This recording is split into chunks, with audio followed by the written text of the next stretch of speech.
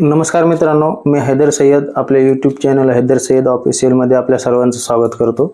आजचा आपला विषय आहे आधुनिक भारताचा इतिहास आणि आजचा टॉपिक आहे आपला तिसरे कर्नाटक युद्ध। याच्या आधी आपण प्रथम आणि द्वितीय कर्नाटक युद्धांचा अभ्यास केला। आज आपण तृतीय कर्नाटक युद्धाचा अभ्यास करणार आहोत। तिसरे कर्नाटक युद्ध हे 1756-1763 या कालावधीमध्ये झाले। याच्या आधी आपण प्रथम कर्नाटक युद्ध, द्वितीय कर्नाटक युद्ध कशामुळे झालं, का झालं, त्याची पार्श्वभूमी, त्याचा परिणाम अभ्यास केला आहे। आता तिसरे कर्नाटक युद्ध हे शेवटचं कर्नाटक युद्ध आपण अभ्यासणार आहोत। आता हे तिसरे कर्नाटक युद्ध ज्या युरोपियन कंपन्या होत्या त्यांच्यामध्ये झाले होते। फ्रेंच आणि इंग्रज या दोन देशामध्ये, म्हणजे फ्रान्स आणि इंग्लंड मध्ये फ्रेंच ईस्ट इंडिया कंपनी आणि ईस्ट इंडिया कंपनी ब्रिटिशांची। तर आता याची पार्श्वभूमी पाहू।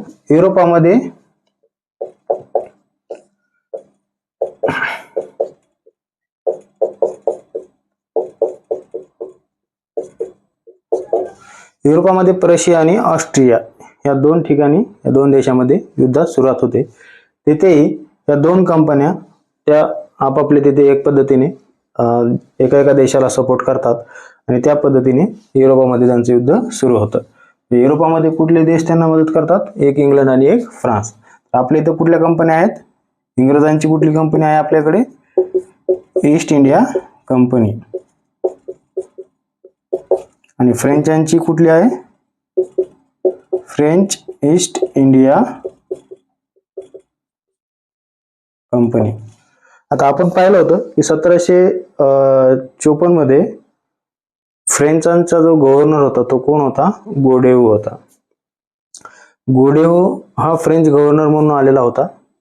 पॉंडिचेरीचा तह होतं, दुसरे युद्ध समाप्त होते।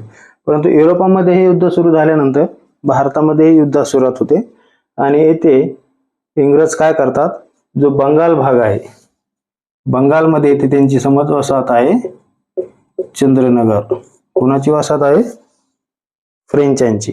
फ्रेंचांची चंद्रनगर वसाहत हे इंग्रज जिंकतात आणि अशा पद्धतीने भारतामध्ये इंग्रज आणि फ्रेंच या दोघांमध्ये युद्ध सुरुवात होते। त्याच्यानंतर गोडेऊ हा आक्रमक वृत्तीचा नव्हता, म्हणून त्याच्या जागेवर फ्रेंच ईस्ट इंडिया कंपनी कोणाला पाठवते? काउंट दी लाली।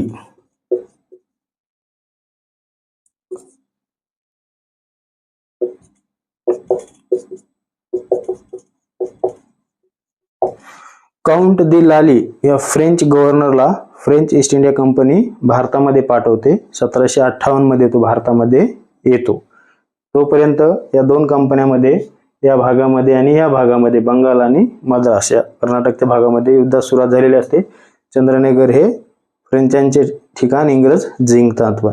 परंतु आता आल्यानंतर काउंट दी लाली हा काय करतो? जो पॉंडिचेरी जवळ एक ठिकाण होतं कडलूर, तेथे सेंट डेव्हिड फोर्ट हा ब्रिटिशांचा किल्ला असतो। तो किल्ला हा काउंट दी लाली जिंकतो। म्हणजे एक प्रकारे फ्रेंचांना तेथे यश येतं। त्याच पद्धतीने त्याच्या जवळ असणारे इंग्रजाचं ठिकाण दुसरं कुठलं? मद्रास। मद्रासच्या किल्ल्याला वेढा देतो मद्रासला, हा काउंट दी लाली।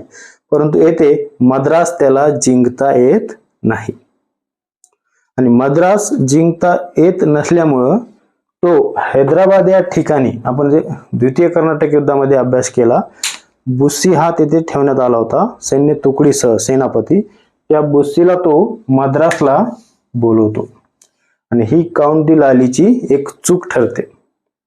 कारण हैदराबाद या ठिकाणी जे फ्रेंचांचं वर्चस्व होतं ते वर्चस्व ते डुप्ले येथे आल्यामुळं समाप्त होतं। बुस्सी येथे आल्यामुळं समाप्त होतं। आता बुस्सी येथे आल्यानंतर पण हा मद्रास काही त्यांना जिंकता येत नाही। म्हणजे काउंट दी लाली आणि बुस्सी दोघेही मिळून मद्रास जिंकत नाहीत। त्याच पद्धतीने इंग्रजांचा नाविक अधिकारी असतो पोकॉक, हा आरमार अधिकारी असतो।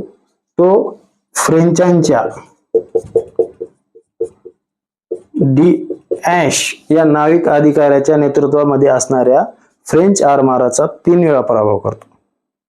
म्हणजे जमिनीवरही फ्रेंचांना विजय मिळत नाही, आणि समुद्रामध्येही फ्रेंचांना विजय मिळत नाही.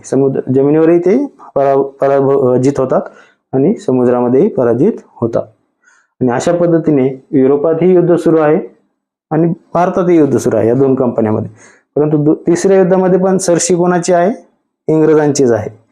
आता हे युद्ध घडत असताना एक प्रमुख युद्ध होतं पहा, त्याला म्हणतात वांदिवाशचे युद्ध. हे कधी होते? 22 जानेवारी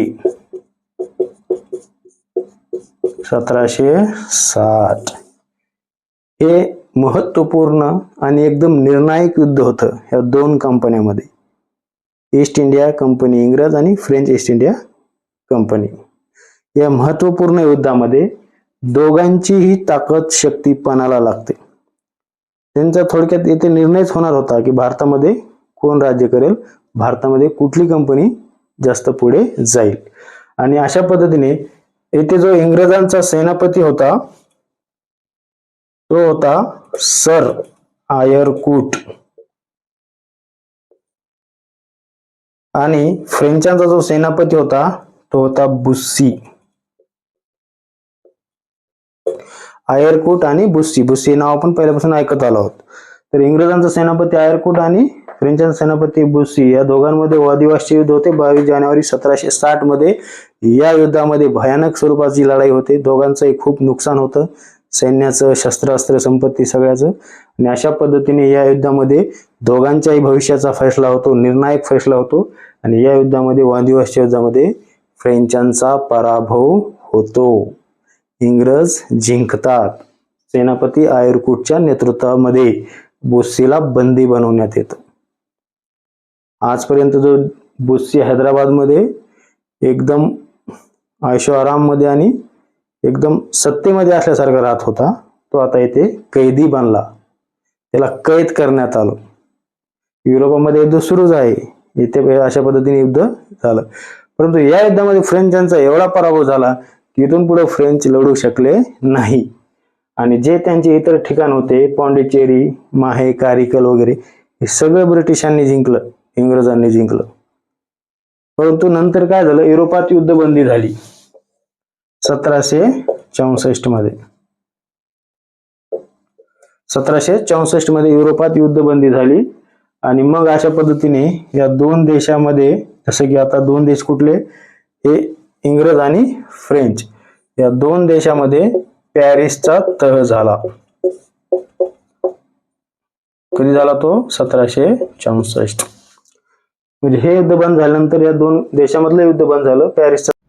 तर इथं आपण पाहिलं 1764 मध्ये युरोपामध्ये पॅरिसचा तह होतो. पॅरिसचा तह हा या दोन देशामध्ये होतो. कुठला देश? इंग्लंड आणि फ्रान्स. मग त्यांचे जे लोक आहेत इंग्रज आणि फ्रेंच, दोघांमध्ये तह होतो. त्या तहानुसार असं ठरवण्यात येतं की इथे तर फ्रान्सचा पराभव झालेला आहे, फ्रेंच ईस्ट इंडिया कंपनीचा पराभव झालेला आहे, परंतु त्यांना काही व्यापार करण्यासाठी ठिकाणे देण्यात यावी. आणि फक्त ते व्यापारच त्यांनी करावं, तिथे सैन्य भरती किंवा किल्ल्याला तटबंदी किंवा इतर काही शस्त्रास्त्र जमा करणे हे त्यांना पूर्ण बंदी करण्यात आली होती. आणि अशा पद्धतीने हे फ्रेंचांना पॉंडिचेरी असेल, माहे असेल, यानम असेल, कारिकल असेल इत्यादी प्रमुख ठिकाणे देण्यात आली. आणि अशा पद्धतीने पुढे फक्त आता ईस्ट इंडिया कंपनीच ही भारतामध्ये युरोपीय कंपनी ही सत्ताधीश म्हणून उदयास आली.